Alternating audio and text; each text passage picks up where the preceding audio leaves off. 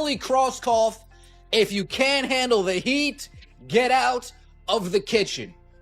If you were perfectly fine when Fever fans were bending over, kissing your ass, applauding your decisions, you better stand here and take it when Fever fans are pissed off, upset, and are voicing their displeasures. If our voice mattered that much then, you best believe it matters that much. The Indiana Fever president recently said some things about Caitlin Clark that have the entire basketball world talking. Furthermore, I have to admit that when you try to downplay the importance of your why, it changes everything franchise players. The response was severe and swift. Karma reminds you of the real leader in a funny way. The ramifications of this error are completely absurd. What do you think happens when businesses try to cut back on their biggest stars?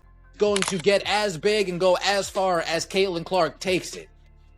And I don't think Kelly Krauskopf understands that. And the latest video that is surfacing, floating around, being consumed by Fever fans across the globe, because this is an international superstar they have on their hands. This may have been the straw that broke the... Reactions from players and staff seem to indicate that someone thought it would happen at the Indiana Fever. Recording a discussion about their intended brand development was a terrific idea more than just Caitlin Clark, since nothing communicates a brilliant business strategy like publicly denigrating the person who independently saved your franchise from complete insignificance. Isn't that right? In their statements, the Fever leadership, I'm being polite and calling to it as leadership here, discussed their goal of creating a long-lasting brand. Similar to Apple, Caitlin Clark's role in all of this is to make sure that everyone understands that they want to avoid relying too heavily on their core players, because everyone is worried about our group. Fundamental players are incidentally corporate talk. We want to sustain the growth and the interest level in the franchise. I mean, this is about the Indiana Fever. Yes, we have a foundational player in Caitlin Clark and Leah Boston, and we're going to continue to add to that. But I want this team to be the leader in the country, and a brand, an enduring brand, like Apple or something. I mean, we have a real... Let me explain how tone-deaf these remarks were. This executive basically told fans erupt on social media that they want to keep the franchise growing and enthusiastic, while also implying that Caitlin Clark, the person in charge of that growth and interest, shouldn't take precedence over concentrated McDonald's claims that they want to be recognized for more than just hamburgers, while making a deliberate effort to hide the Big Mac. Fans responded quickly, which is exactly what you would expect when you disrespect their intelligence. Social media users were screaming at the corporation for being completely detached from reality. To be honest, they deserved every bit of the abuse. They were successful. The NFL. This is the WNBA.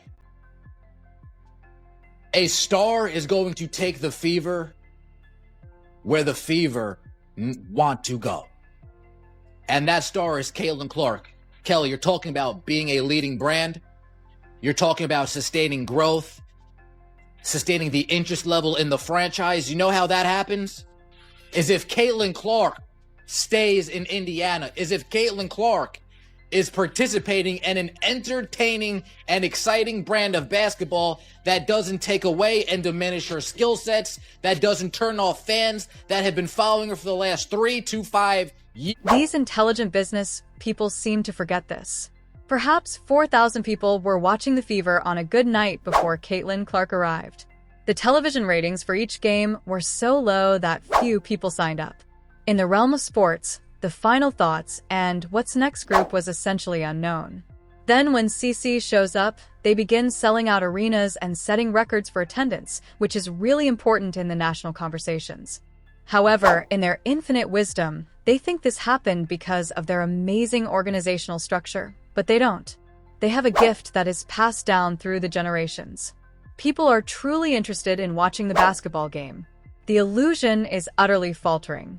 The comparison to Apple is hilarious because Apple changed everything by building their entire brand around innovative products. Their attempts to downplay the iPhone or pretend that the iPad was unimportant were futile. They built everything around them and embraced their innovative inventions. This is precisely what the Fever ought to be doing. Certain lucrative franchises have always ended with their stars. You don't try to reduce Michael Jordan's influence when you have him. You build the entire business around maximizing his potential. You don't behave like a team when you have Magic. Without him, Johnson would be just as popular. The Lakers did not accidentally invent Showtime. It was no coincidence that the Bulls became a global sensation. These things happen as a result of intelligent groupings realizing they had special players and building their entire identity around demonstrating those skills. But instead of acknowledging the fact that they had won, it appears that the fever brain that memo was disregarded by trust. The Lotto and Caitlin Clark. They are worried with allocating the wealth and making sure that everyone gets their shine. They don't seem to be as concerned with winning trophies as they are with hurt feelings. Let's also talk about how timely these comments are, which makes them even more ridiculous. This came right after we had been watching. Caitlin encounters difficulties in a system that underutilizes her abilities. We've seen her struggle to make contact, deal with teammates who don't pass, and take part in an offensive that seems to be prearranged to lessen her effectiveness. So what do, superstar? When supporters are already irritated with the organization's management, as if they were trying to put out a fire with gasoline, they leave the public with comments that basically confirm everyone's worst fears about their main priority. Retaliation was immediate and harsh. Admirers started to question the organization's actual worth. Clark, when Caitlin's contract status allowed, people began talking about how she may benefit somewhere else. The exact opposite of what you want when building an enduring brand. The worst part is this: they have every right to be concerned. If the company doesn't show that they are committed to success, Caitlin Clark won't just stay on eternally. She is too talented and competitive to squander her prime years waiting for a corporation that doesn't appreciate its assets. Particularly informative is the comparison with other markets. What would happen if Caitlin or Clark were currently playing in Boston or New York with this kind of organizational dysfunction? The daily management will be totally destroyed by sports radio. There would be ongoing pressure and current demands for modifications. However, they think they can get away with doing this kind of thinking backward because of their location in Indianapolis, which they are monitoring regarding attracting attention to. The biggest irony in this scenario is that in an effort to protect themselves from becoming overly dependent on Caitlin Clark, they are actually increasing their danger of losing her. When you don't value everything you own, you create conditions that make that asset available to companies that act. Additionally, there are a number of firms that would be delighted to welcome Caitlin Clark and establish their entire brand about marketplaces that would embrace her fame of trying to control it in order to generate. Everyone is relaxed. The idea of karma in the whole situation is that instead of coming out as a well-run business, their comments immediately sparked the exact kind of disagreement and criticism they were probably trying to avoid. They seem like tone AF CEOs who don't understand their own company plan, even though they arrived with well-balanced priorities. It's probably the most accurate assessment of what happened here. Some people are incredibly blessed, but they don't fully understand why. They think that their success can be replicated without the person who achieved it, and they will soon learn a very expensive lesson about the realities of professional sports when you minimize your team's public player relevance. Consequently, don't be surprised if the basketball community calls you out for it. The Fever's leadership only learned this information the hard way. What are your thoughts? Please let me know in the comments if companies ever try to minimize their celebrities. Click like to view more takes that break through the corporate heat. Click the subscribe button. Heat and music. As this entire situation reaches its boiling point, one undeniable truth rises above the noise. We are witnessing a moment that will echo far beyond a single press conference, a single comment, or a single decision. This isn't just about one team, one executive, or even one superstar.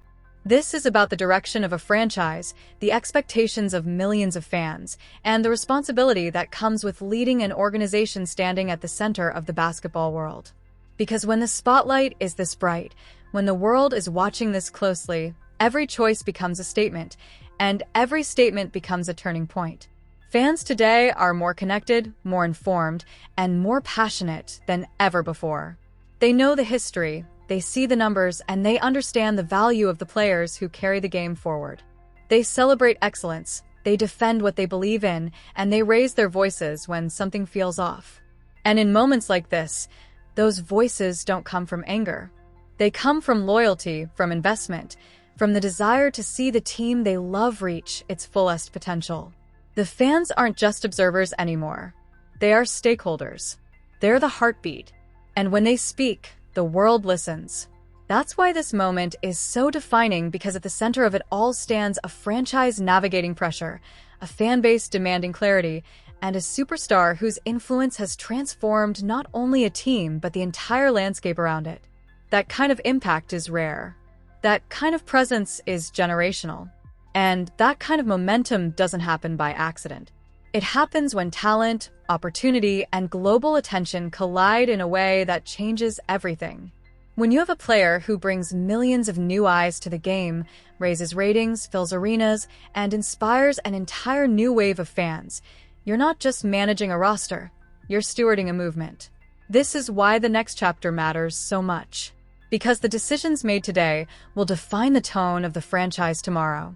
They will determine whether this organization rises to the moment or lets it slip away.